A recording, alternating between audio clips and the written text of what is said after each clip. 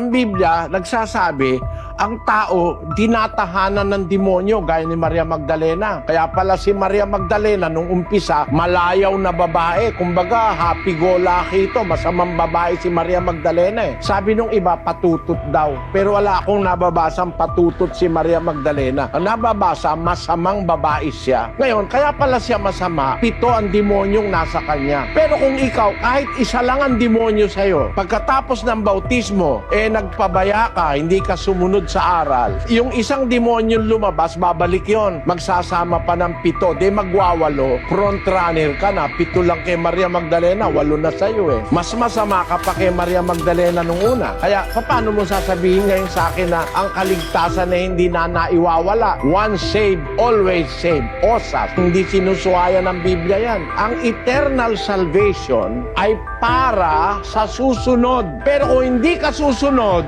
kahit iniligtas ka na ni Kristo sa kasalanan, sa unang phase o sa unang step ng salvation, iniligtas ka sa kasalanan, reckless ka naman, lalayasan ka ni Kristo. Kaya merong buhay na darating. Ang tawag doon, kapatid, buhay na walang hanggan. Naniniwala ako ron, kapatid.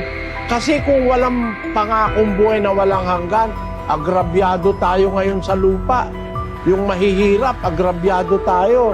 Yung mga nirape, yung mga inabuso, mga ninakawan, sinunog, pinatay, pinagmamarder, Pag wala nang darating, wala nang paghukom, lalabas, wala nang hustisya. Para tayong mga hayop na lang na pinatay na lang ng mga taong masasama.